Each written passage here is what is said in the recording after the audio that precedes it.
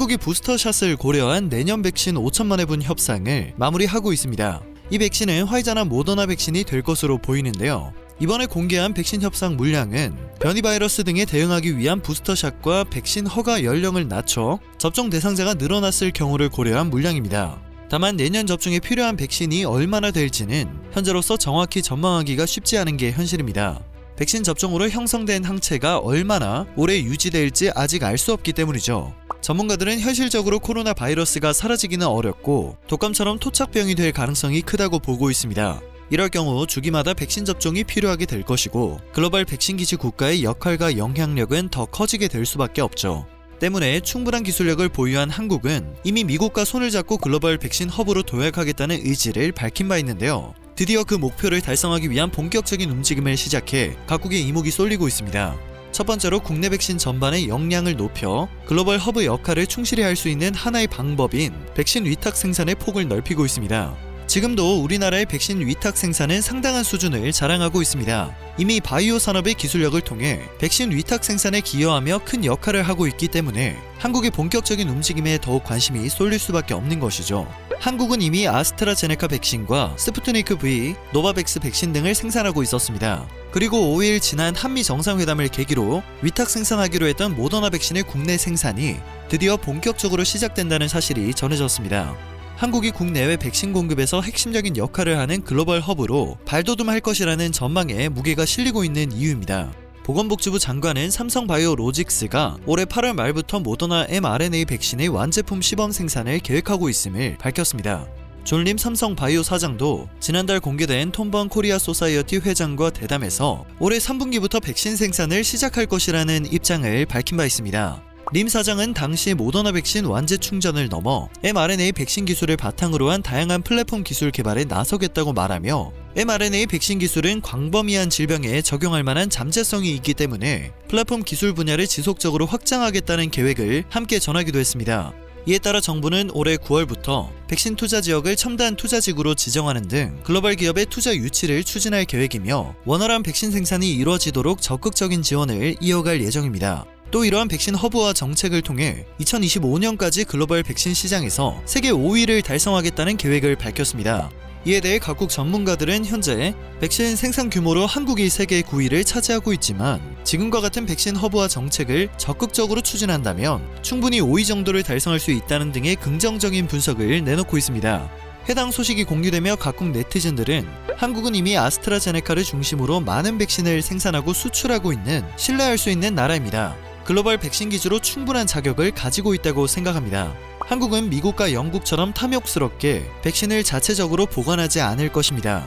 이것이 그들이 글로벌 백신 허브로 도약이 가능한 가장 큰 이유입니다. 한국을 방문하면서 알게 된 놀라운 사실 중 하나는 삼성이 거의 모든 것을 만든다는 거였는데 이제는 백신을 생산하다니 또 한 번 놀랐습니다. 한국이 백신 기지가 되면 계약에 따라 백신이 오지 않을 거라는 불확실성이 대폭 줄어들게 될 것이다. 그들은 엄청난 생산 능력을 가지고 있기 때문이다. 아쉽게도 영향이 즉각적이지는 않겠지만 장기적으로는 아주 좋은 소식입니다. 라는 등의 다양한 의견으로 한국이 글로벌 백신 기지로서의 자격이 충분하다는 반응을 보이고 있습니다. 무엇보다 뿌듯한 건 그들이 한국의 기술력은 물론이고 우리나라 자체를 신뢰할 수 있는 나라로 인식하고 있다는 점이었습니다. 이처럼 한국이 코로나 백신 대부분의 위탁 생산을 맡게 되는 것은 전 세계적인 백신 공급난을 해소할 뿐만 아니라 국내 기업이 기술적으로 도약할 수 있는 좋은 기회가 될 수 있기 때문에 여러모로 이득이 되는 선택입니다. 또 다자협력 체제 안에서 기여도 함께 요구될 수 있습니다.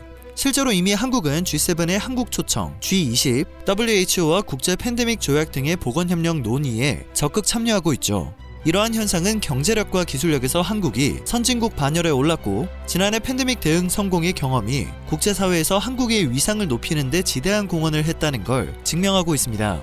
2025년까지 글로벌 백신 시장에서 세계 5위를 달성하겠다는 계획을 달성하기 위한 한국의 또 다른 움직임은 국산 1호 백신 상용화를 서두르기 시작한 것입니다.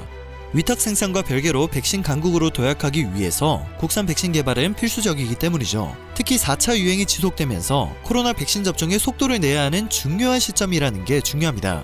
미국 등을 중심으로 부스터샷 검토에 나서면서 국내 수급에 대한 우려가 커질 수밖에 없는 상황이 왔고 이에 따라 여태까지보다 더 크고 적극적인 지원 계획을 내놓은 것입니다. 한국은 내년 상반기 국산 1호 백신 상용화를 목표로 하고 있고 현재 7개 기업의 백신 임상이 진행 중에 있습니다. 그리고 이달 말 안에 SK바이오사이언스가 개발한 백신이 임상 3상에 진입할 것으로 예상되며 기대를 모으고 있습니다.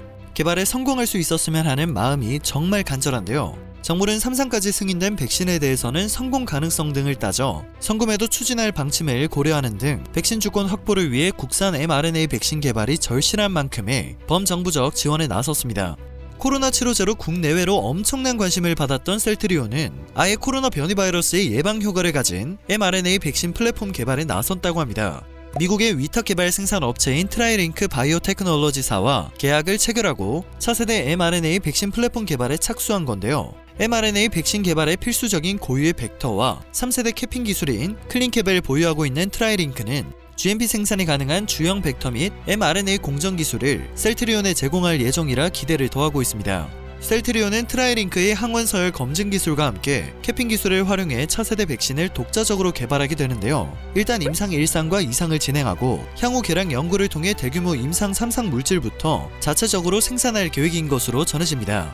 어떤 기업이든 일단 국산 1호 백신 개발에 성공하면 그 이후부터 2호, 3호 백신이 등장하는 것은 시간 문제라고 생각됩니다. 그리고 이 시점에서 주목해야 하는 사실이 있습니다. 백신 불신 여론이 다시 고개를 들고 있는 것입니다.